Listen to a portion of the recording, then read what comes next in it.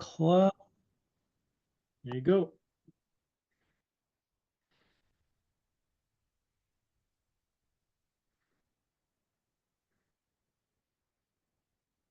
Well, hello, friends, and welcome back to the fifth session that I'll be doing with my buddy Tomei Schnitsius.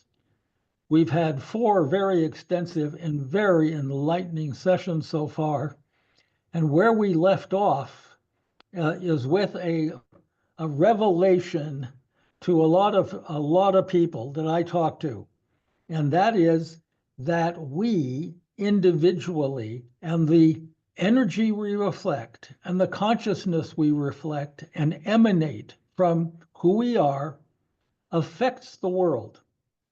And it affects not only how we live and therefore how we perceive and see and do life, but it projects out and affects those around us in our immediate surround, and then it projects even farther and even farther, etc., in terms of penetrating this whole universe of field of energy that we exist in. So the more we can raise those internal energies for ourselves, the more we can elevate our consciousness, the bigger the impact we can have on the world. Whoa. So, Tomei, Hey, welcome back. And thanks. yeah, pick it up from there, please. That was a pretty big introduction right there. Um, yeah, to bring it down a little bit, and to just kind of dissect it a little bit, to understand that, your own personal opportunities of growth and coherence within yourself is where we begin in most cases, which means we've talked in the past on some of these other podcasts about the beginning stages of recognizing the choices that you've been making in your life, producing certain ways of being in the world, if you will, and in some cases unconsciously. Some of the choices we make seem to be unconscious choices, and then some tend to be conscious choices. And what we've discussed in the past is we really want to do the best we can to listen to our intuition and our heart to be able to produce the consciousness energetic levels that we wish to really be with and to project into ourselves, into the world, into our communities, and so on. And so to begin with, that's where we start. We start with understanding, again, the life strategies. Um, and it does filter out into many different opportunities. And one of the things that we were going to discuss at some point were some of the, um, let's call them mystery schools that you've heard me use that phrase before. So we can talk about a little bit about, well, what does that mean? Mystics and mystery schools and Yeah, modalities and so on. let's demystify Yeah, the, let's the demystify. mystery Yeah, schools. yeah. So it's not a mystery anymore. Yeah. Back in the day, and I mean back in the day, we're talking thousands and thousands and thousands of years ago, there were schools set up kind of under the radar to assist people to use energy in such a way that creates an abundance of beauty and love and connection around them. But it would take a special individual. So there were masters back in the day that ran these schools. You might remember the name Pythagoras, or you might remember the name Socrates, or even before that, we had, excuse me, cultures and sects like the Essenes, who were in northern Africa, had the Ethiopians, which were around Africa, and that goes before the Essenes. And the Essenes then were a group of people who believed in the ability to use energies in such a way to create a beautiful feeling of energy and connection with all things, to find that unification field, if you will, the unity of all particles, and what science is now shown as possible. But back in the day, they already knew this. They already knew that everything around them was energies and vibrations, and that there was something that was holding those things together, which they would call source or God. That was when God was used more than anything else. But now we know that consciousness is a field, and it's an intelligent field, it seems, because there seems to be a growth that continues on. So there seems to be some kind of intelligence there, and we might even call it a divine intelligence, an intelligence that is just feeding this constantly, this constant growth. And not to go too far and deeply into this yet, the indigenous cultures around the world also had schools. So it wasn't just, uh, let's say, the eastern parts of the world. The western parts had it too, albeit now that's been taken away. But some of the indigenous cultures here, even in America, are still practicing um, their their modalities and their understandings of how nature and the universe and energies work to the best of all. And when we came over and started forcing them to believe some of the religions and so on that we thought were proper, we tried to take away their abilities and their um, it's called mystery school ideologies of how they operate. And so now we don't have as much of that available to us, even though it is available to us, but we've been kind of programmed to believe that that's not true. You can go into the Mayan cultures, into South America, Inca cultures. You can go into Mexico with the Mayan cultures. You can even go into Eskimos and some of the cultures in northern North America, even over into Western Europe, of course, and China. And so these mystery schools were everywhere. They weren't just in supposedly Egypt or in India, in the hills of Nepal and so on. They actually were everywhere, and a lot of them were practicing the same understandings of how things come together and how energies work and so on. They might have called them something different, but if you were to study some of them like I have, you'd find out that, yeah, the names are different, but the understandings behind the names are identical. And so, that being said, a lot of the principles that they followed, there were many in some cultures. Some of the cultures and some of the cults and sects followed, say, 8 different aspects of growth, and some would follow 4, and some would follow 6, some would follow 3. And what I mean by that is there were specific aspects of your journey that became an everyday type of routine, let's call it.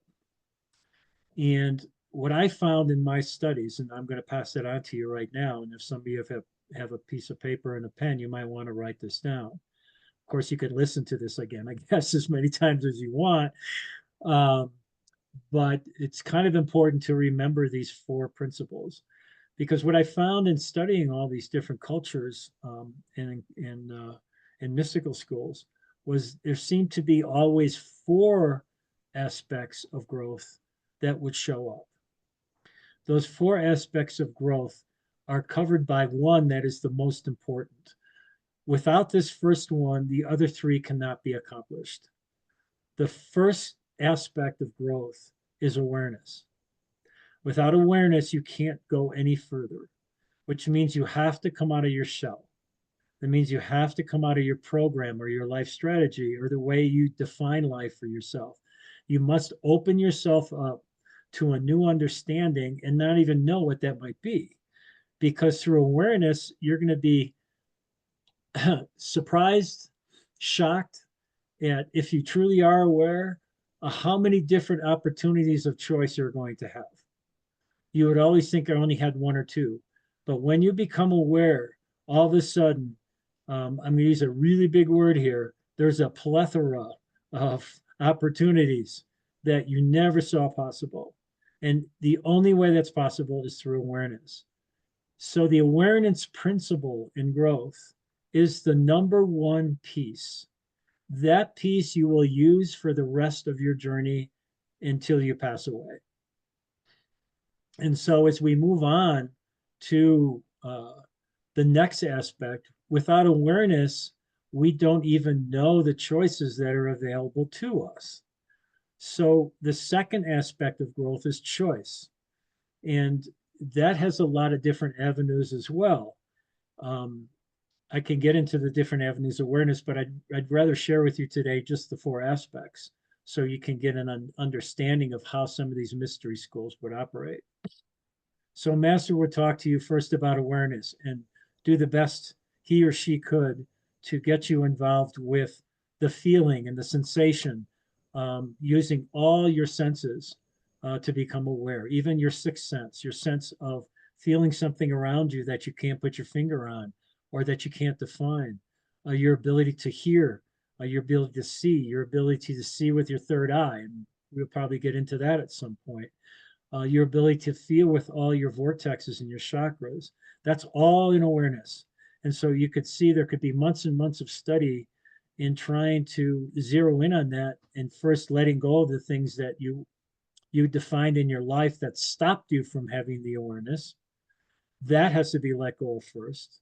And then the awareness coming in from there, it's kind of like relearning your ability to be able to sense and feel things around you. And Let me ask a quick question. When sure, you go for say, it. yeah, when you say field of study, you really mean it sounds to me like this is field of practice where you are practicing and practicing and practicing, opening up that sensitivity and perceiving Yeah, more rather than simply studying how yeah, it works. yeah. You're becoming aware, and you're becoming an aware in a way that you haven't ever become aware before because you were shut down into believing in some way that the only thing to do is just become aware of what's in front of you, and that's it. In a third dimensional sense, kind of like what's bad or what's good in the duality of things. Yeah. Yeah, All right. that's an Thank you. awareness. I'm not going to take that away from it. Only that's a very limited awareness, very limited awareness. There's so much more in experiencing what's going on in any each moment that we are a part of. Um, from looking at the screen that I'm on right now, you can, instead of being aware of me just talking to you, which you're zeroed in on, look behind me, look at the shelves, look what's on the shelves, look at the pictures, look at the sun coming in from the window. You can see all these things that all of a sudden, now that I'm pointing them out to you, you're becoming aware of. And you might say, well, we really like the shirt that Tomei has on, but some people like that looks horrible. Why did you wear a shirt like that today? Um, so you become aware of all kinds of things that you weren't aware of because you were kind of zeroed in and listening to me into the words that I'm speaking to you. That's a limited awareness, by the way. So if I can listen to Tomei speak to me, but at the same time envelop myself into the situation as well, that's an expanded awareness, you might say. So the masters at the mystery schools would spend a lot of time with each soul, each person that would show up, and trying to help them develop this sense of awareness first. Because without awareness, the other three aspects really wouldn't come into play. So if you guys, anybody out there has any questions about this, we could suggest books you could go to. There's many YouTubes on awareness. There's opportunities to uh, give me a call, or I know Bill on his website will have my email address on there, and we can go from that. But to understand just a quick view of what awareness is, it's really, really important. I can't stress it more that this is a huge aspect of the growth of the heart and the growth of each one of us spiritually, to be able to connect with our higher selves and in the present moment with our heart as well.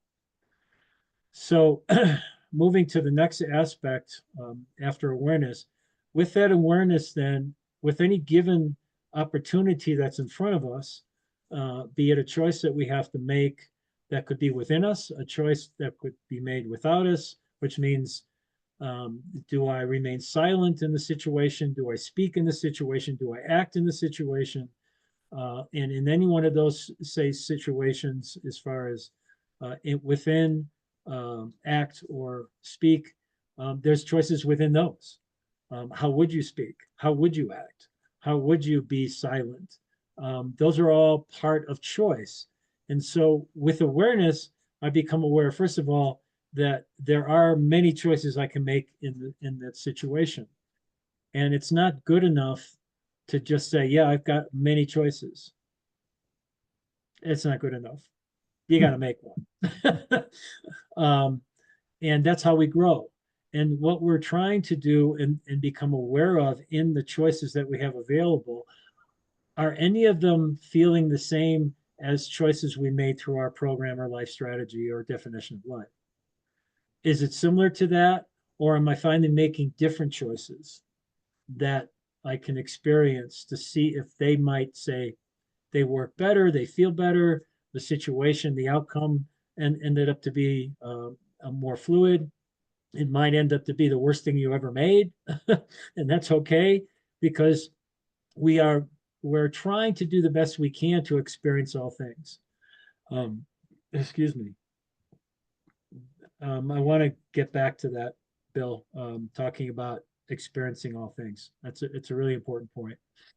Okay, let me, if I may, just Yeah. jump in here with an observation about somebody whose work I know you really respect a lot, and I do too, and that's Dr. Bruce Lipton.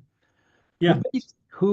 And I won't explain the whole thing, but he basically is arguing that 95% of the time we are acting out of habit, Yes. okay, Right. not out Yeah. of choice.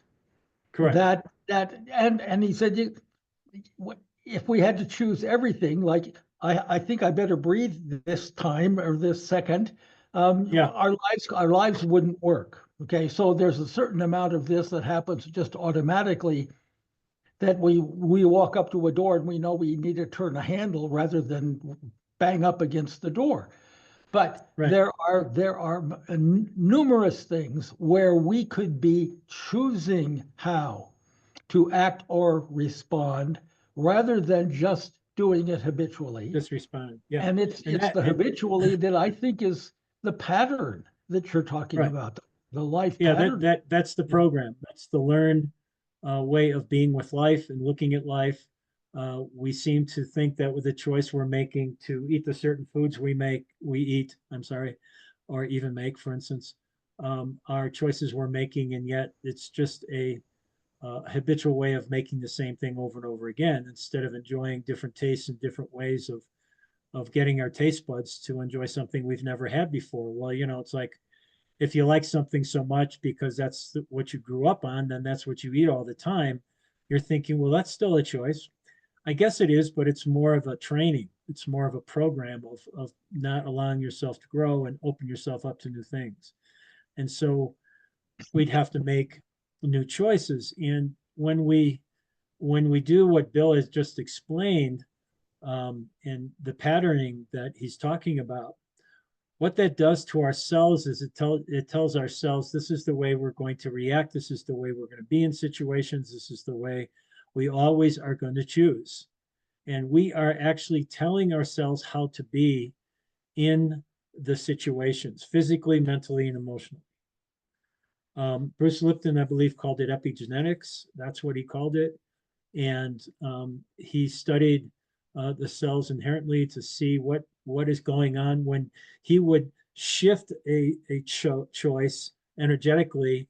How would the cell adapt to it? What would happen? And it would. And that's what's interesting about this whole thing, is that what that shows us is that we have control over our complete body. So our mental, our physical, emotional, and spiritual body, we are in control. Not what's outside of us, not what we're told what to do, not the brain, but our intent. So our intent is a feeling experience. Our intent isn't necessarily a mind-driven thing. The mind uses it eventually, but when the heart is involved, it's a sensation and a feeling that's happening, and sends it to the brain to say, this is what will be best for all, for me and for the best of all.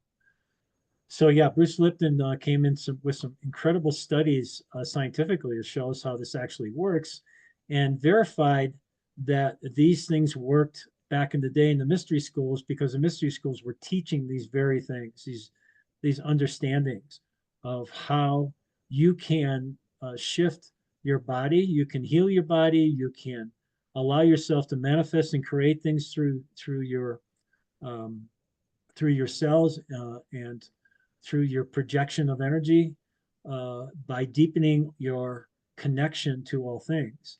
And to be able to do that, we have to let go of the program that they came up with as well.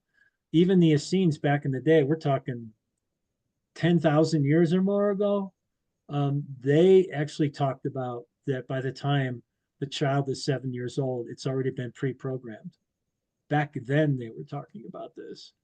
And so now we understand this really innately, and are trying to assist others to look at themselves and see if they are allowing themselves to be controlled in some aspect by a program or a training or a life strategy that was developed before they were 7 years old. And in most cases, there's truth to that. So again, going back into the four principles, we have awareness, which is the key to all of these. The second one is choice. Through awareness, we become aware of the fact that we have many choices we can make. And so then we have to make a choice. You can't just sit there and say, okay, well, yeah, I got many choices. And so then what are you going to do? What are you going to just be with it? You're going to understand it. That's a choice in itself. You got to make a choice if you're going to grow and you're going to experience things through your heart. So you make a choice.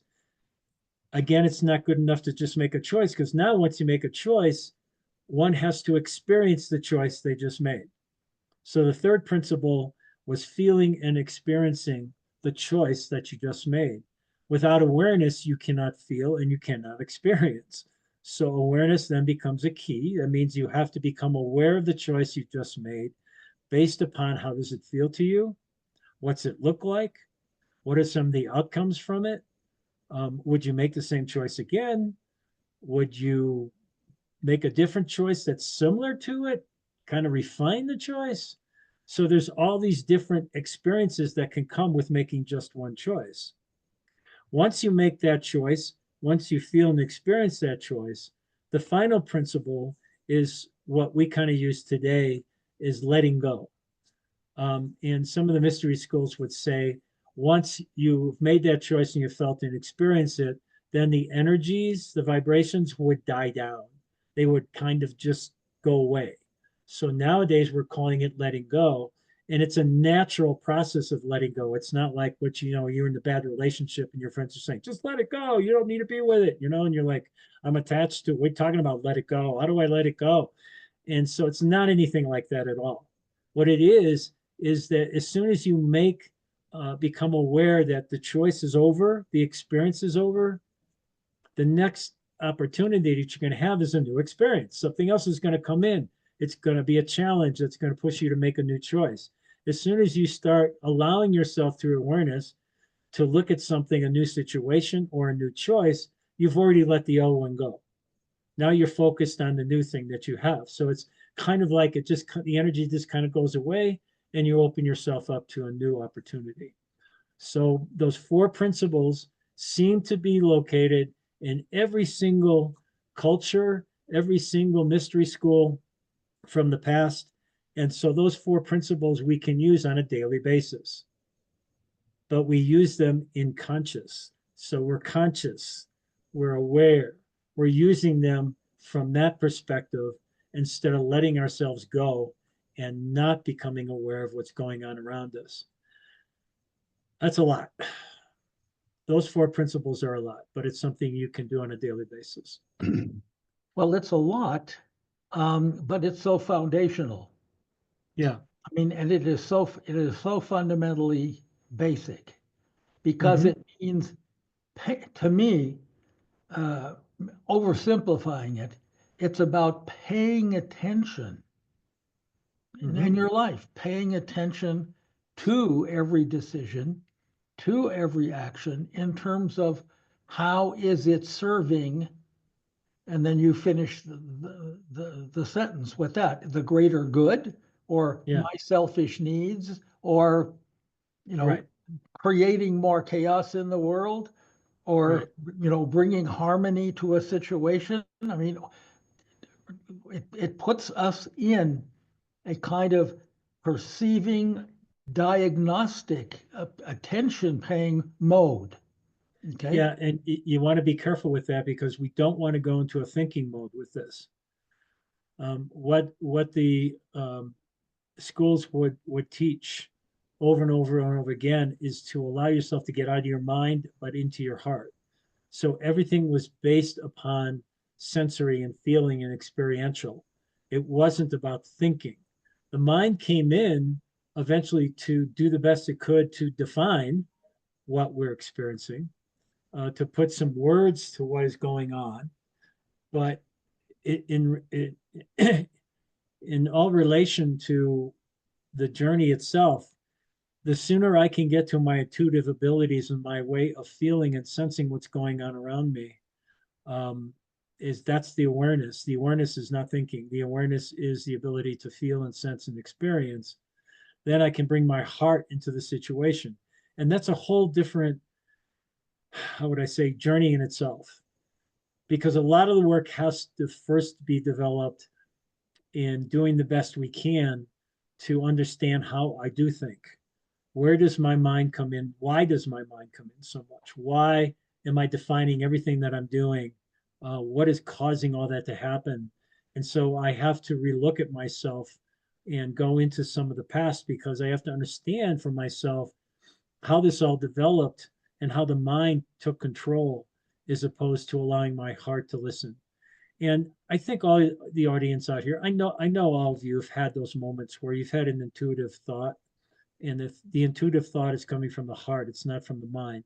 It's a feeling, a sensation. There's like almost a voice to it that comes in real quickly and says, "Oh, go do this," and you then go into the story of how it's going to develop.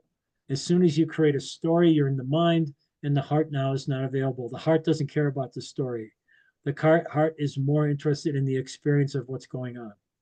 And so we'll get into that in some other podcasts, but we've got to be really careful here to understand that we don't want to be thinking about all these things. You don't want to think about the four aspects.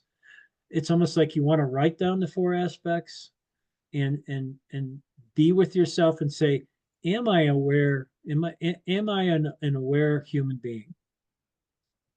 What does that mean to me in my heart? Not what does it mean to me in definition? Am I aware of what's going on around me? Am I aware of how people feel in my household? Am I truly aware of that? Am I truly aware of what it feels like when I'm cold, when I'm hot? Am I aware of how the sun is today? Am I aware of how the light changes from moment to moment? Am I aware of, any number of things, smells and tastes and sounds and so on that I can define, but awareness isn't about definition. Awareness is being with something. To be with something, I must connect with it. To be able to connect with it, I must feel it because it's vibration and it's energy. Your mind cannot connect. Your mind cannot feel. Your mind and your brain is used to define things for you. It helps you make decisions based on definition, but the heart tells it what it wants it to do. And then it tries to put it together with the heart to define how do we go forward. So, say you're injured, say you hurt your leg, and you go in for surgery and you come out, and you go to PT, and the PT is trying to help you reconnect the nervous system and the muscles and everything that's going on. And it's not through a thinking process to do that. You have to start bending your knee. And anybody that's had to do that out there knows it hurts like you wouldn't believe. You're not thinking that. You are experiencing that. So you're experiencing the pain. Go ahead and try and put a definition to that. It's almost impossible to define what that pain is all about. You can go into particulars where the pain is happening because this neuron and this muscle and that, whatever is turning and going at the wrong time because it just got repaired. And so, okay, that's science, and it's going to define for you how it all works. But you cannot define the pain. The pain is felt, it's experienced. So what I'm suggesting to you is that your awareness must come to that. Your awareness has to be with, your awareness must incorporate the being with the experiential part of what's going on around you and inside of you. How's it affecting you? Are you getting emotional? Is your body tense? What's it feel like? How do you breathe? What's going on in your awareness, instead of saying, well, I'm really angry at that. Okay, so you're really angry at that. Great, you just defined it, but what does that mean? What's anger feel like to you? Is anger in your head? You get a headache from it? Is your neck really stiff? Are you breathing really hard and fast? Are you ready to fight? What does anger mean? From an experiential point, not from a definition. This is what awareness is all about. So as any of you can start getting the idea of here, it's not anything here. It's not anything in your mind. It's all here in your heart. And so the sooner we can become aware through our hearts, now we're on our way, because now we can invite into any moment, any present moment that we come into, we can invite our heart into it and know that we're feeling it and we're sensing it, because it's hard to define. Our story, our ego, our mind is going to come in there and it's going to do everything it can to interrupt that. It wants you always to go back to your program. So it's going to do everything it can to put words to it that'll get you caught up back in your program again. So the awareness can be very static. It can be very limited if it's from the mind and only used in a defined way. But when we introduce awareness as a feeling experience, wow, things really shift. And in any of my workshops and classes and stuff, when I've done some exercises with everybody in there to help them get the feeling of the difference between the two, it really goes a long way later, because then they can take it home with them and they can start, is like Bill was saying, not necessarily study it, but to actually bring it into their life so they can see how it works for them. Because everybody, again, is unique. We've talked about that before. So everybody has a different way of experiencing any given situation because of the past and because of how they see life and so on and so forth. So awareness is the key to this whole thing. And it leads us to the other three aspects. So if you've written those down and you get an idea of those, I challenge you. I challenge you right now to use them in your life and see what happens. Start off with the awareness and see where it goes from there. Tomei, I'm getting the impression here of something that our spirit partner, Al Rowe, said in his opening presentation about coming into the silence and coming into presence and slowing everything down. And so here's where I want to close the loop, to the point where you can choose.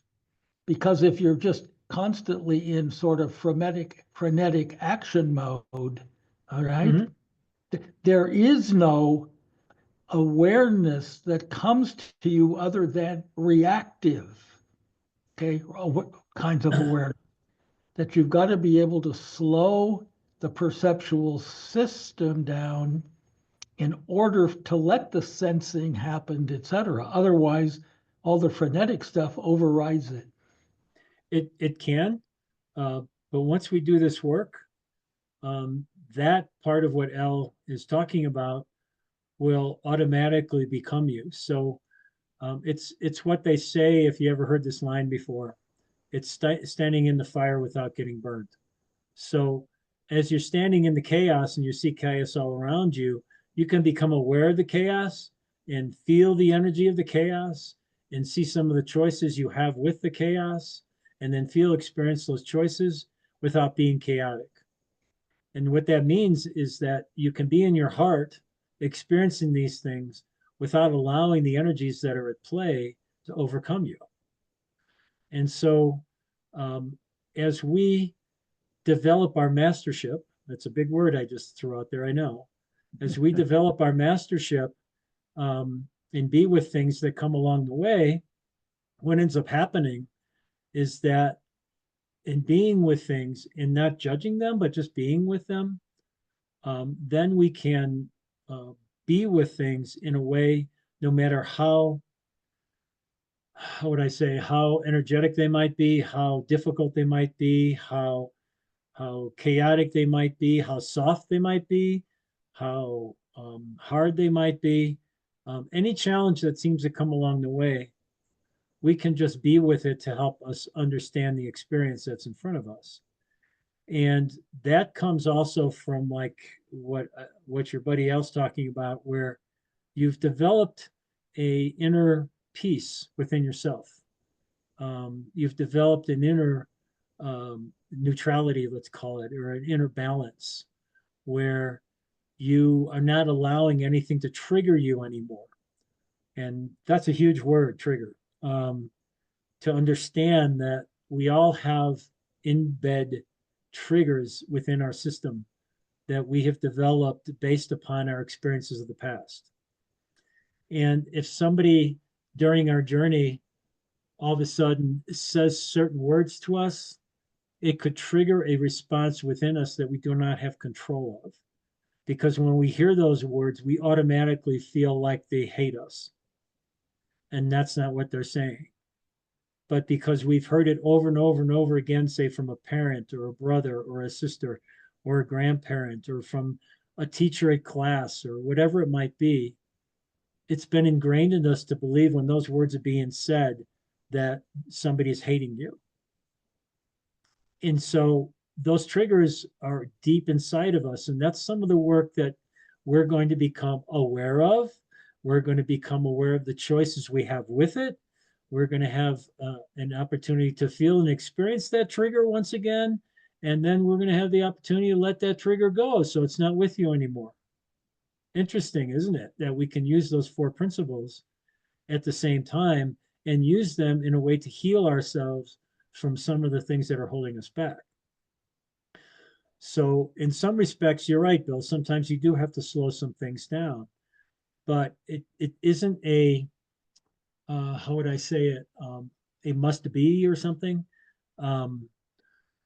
Once you understand that the way you can be with something is through your heart will naturally do it for you.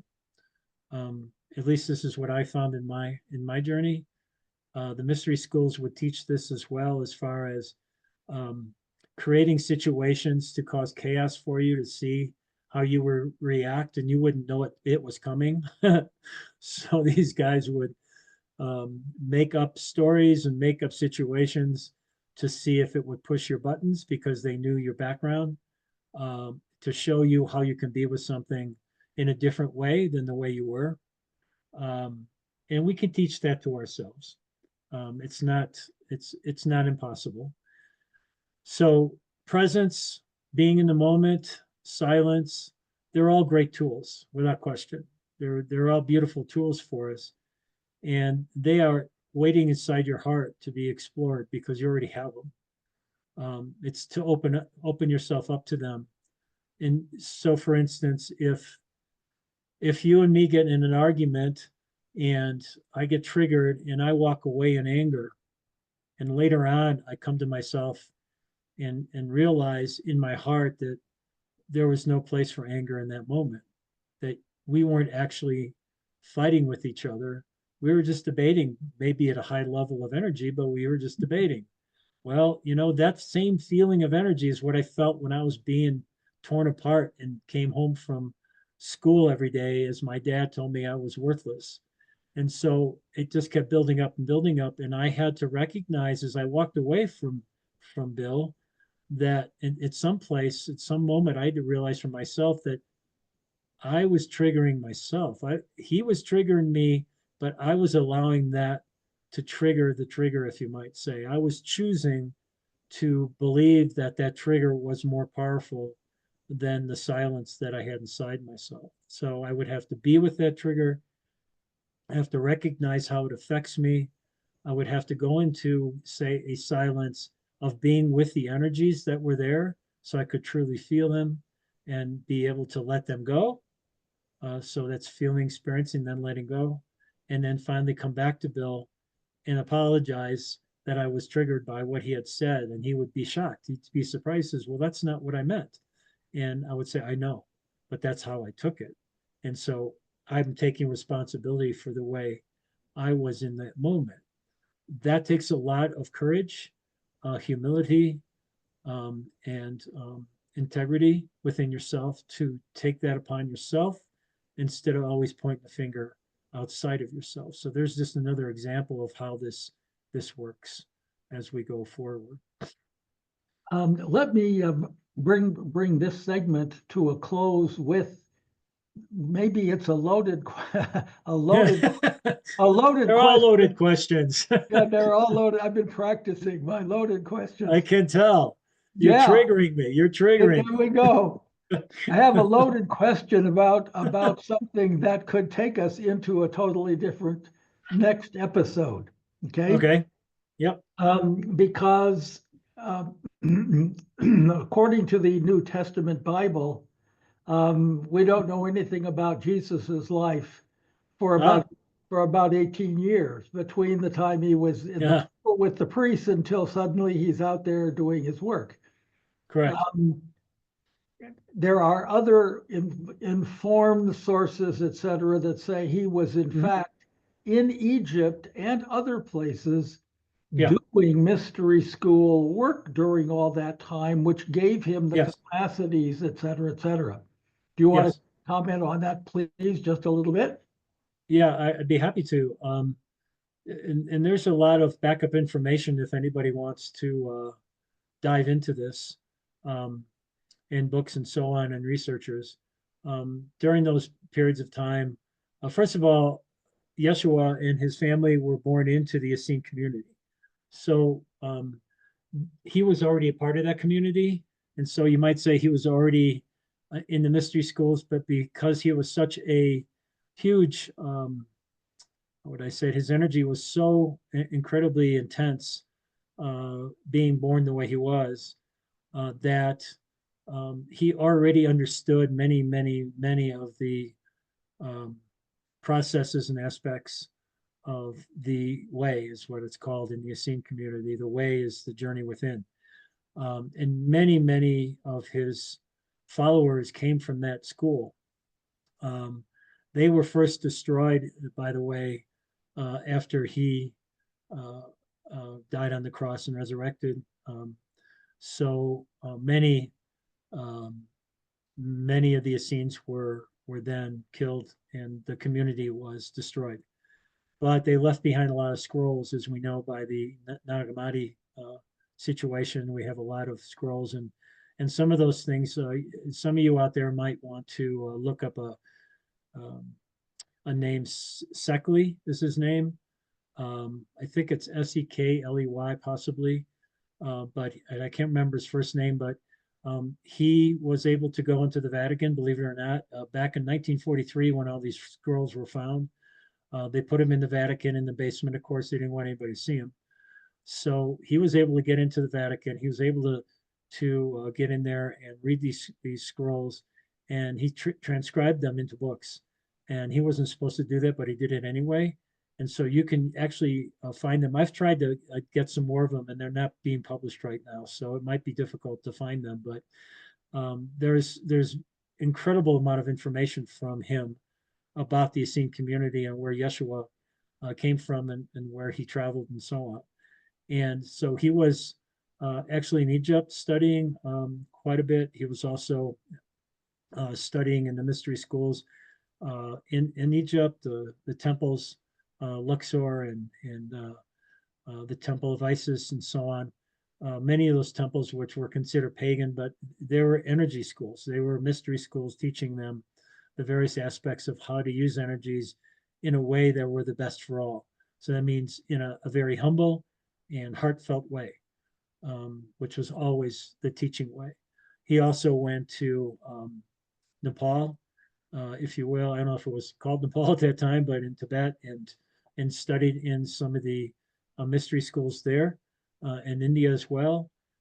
Learned a lot about the energies from that modality.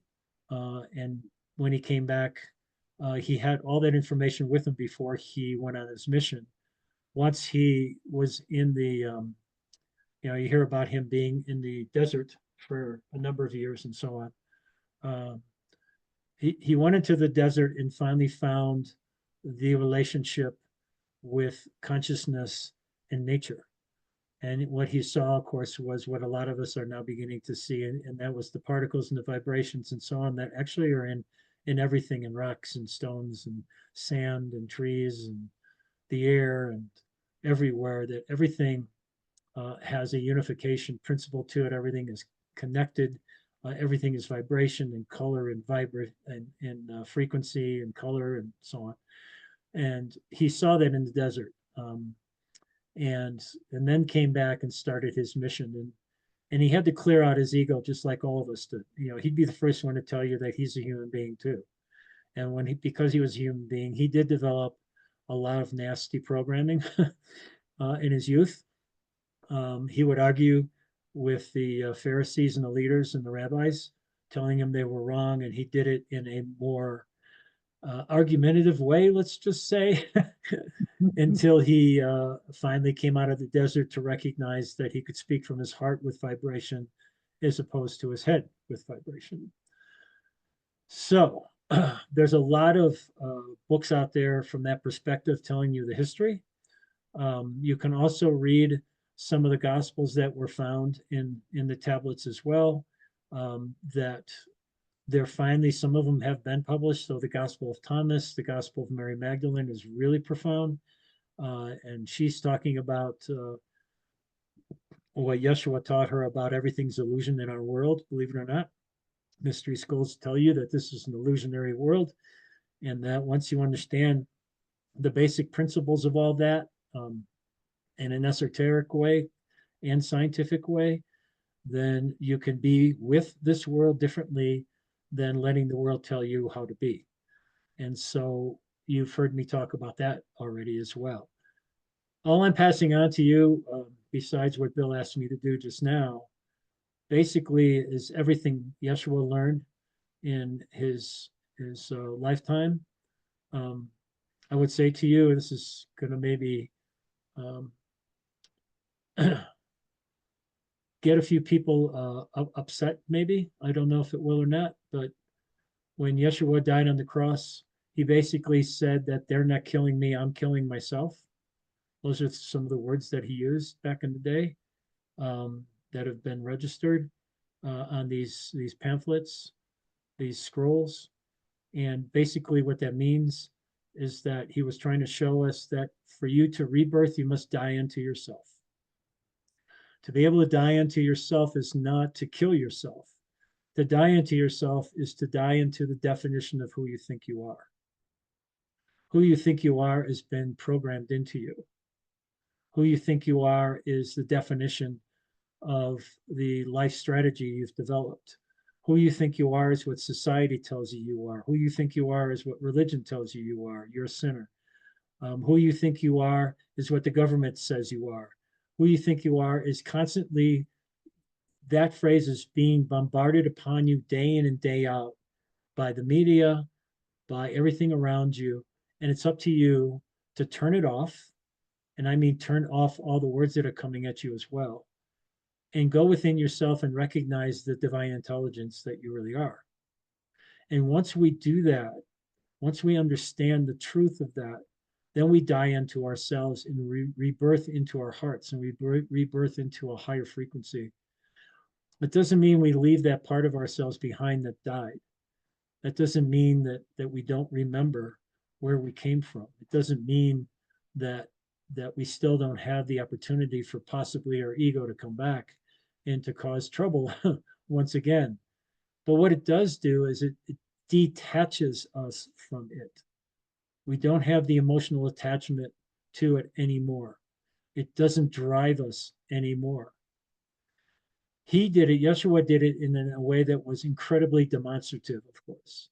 He actually crawled up on there and died on the cross. He died unto himself. According to the Essene scrolls, he didn't really die.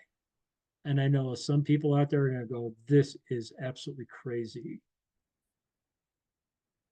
Tomei, I'd like to offer a couple of books for people to look at. Sure, that'd be great. In addition to what you just said, and add one more thing about the Essenes. Okay. There's a contemporary American woman who has passed just a few years ago named Dolores Cannon. Yeah. And Yep. she wrote a book, a paperback. It's called Jesus and the Essenes. Yeah. And I strongly, strongly, strongly recommend that you read that book because it will blow some of the great myths that we hear Yeah. about all the time out of the water. Okay. There's another book called also Anna, the grandmother of Jesus. Yes, which is a channeled book. Which is a channeled book. And so once you go into that, it's a follow-up almost to the Jesus and the Essenes book, because it tells you the history also, which is verified in the channeled book as well. So as you continue to research these things for yourself, you might notice that there's a lot of verification from very different places that will tell you a lot of the same things to help you to understand that this stuff actually is real. And it doesn't mean that we should get upset by what history has told us that's wrong. I'm going to suggest to you to use this in a way to help uplift your heart, to know that there's a different way, it's called the way, to follow your heart and to follow your inward journey. And that many masters have done it beforehand. There's always been those out there that would do the best they could to assist us and teach us in a direct way, but an intimate way from one to another, not in a group setting of how to do this for yourself. And search them out and you'll find them. If your heart is looking, your heart will find it for you. And that's really important to Yes. realize. Thank you. Let me just add one more thing. In the the Nag Hammadi books that you mentioned, okay? Yeah. Thomas and the others, okay? That was a community it's down near the sacred temple of Abydos in Egypt. Yeah. Yes, it is. The Dead Sea Scrolls, which contain other things, were, they believe, and I'm sure it's true, created by the Essene community. That was in Qumran, in what's now Israel, okay? Yeah. Which is this community down by the Dead Sea.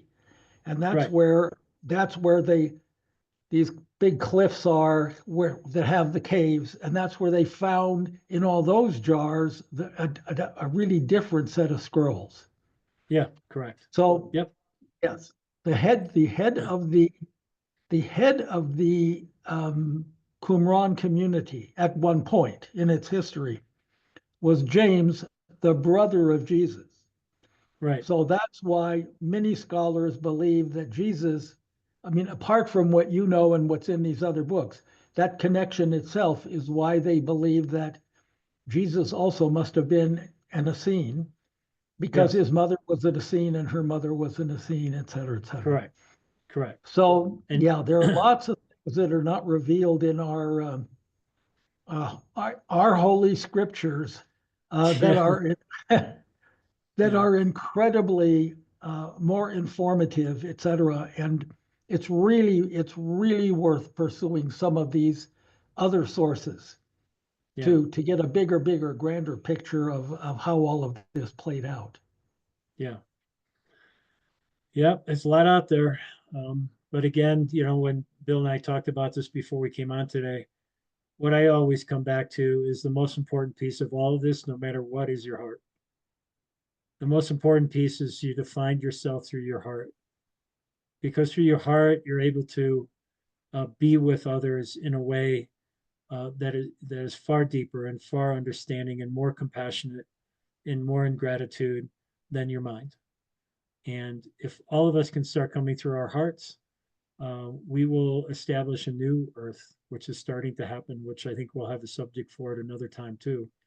That we can all be together and live in something that's called a pure duality as opposed to a judgment duality, which is what we're living in right now.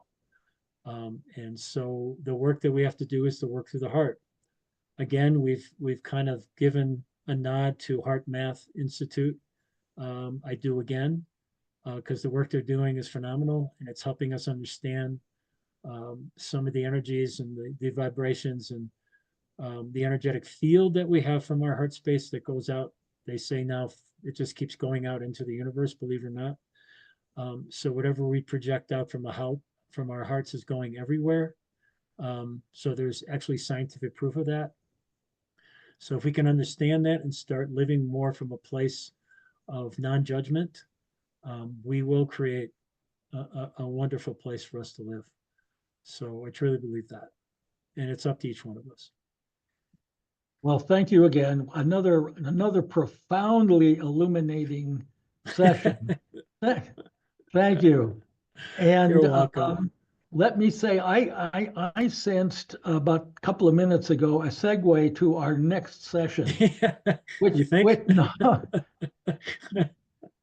So for your viewing benefit, let me suggest that next time we just might want to tackle that issue of who are you? Okay, Yeah. what is your identity? How does it form? What other possibilities are there about that identity, etc.? And that can get us into quite an interesting discussion, but I think it's inevitable because when you begin to do this work, as the layers of density and distortion peel away, you begin again and again and again to say, well, who am I? I mean, what am I here really if I'm not all this programmed stuff and if I'm not all these other things? Yeah. So I think that's a great topic. And it's a great place to go too, because a lot of people, their first question is to themselves is, what's my purpose here? And we can get into that and to try and dissect, is there actually a purpose, or is that something the mind wants to create as well? So, okay. All right. Thank you. Thanks for being with us. You're welcome as always. I always have fun with you, Bill. I'm a fun guy. That's right. All right. Yeah, well, so see you next time. Guaranteed it's going to be a very illuminating discussion. Thanks so much. Soon. Okay. See ya. Bye. Bye.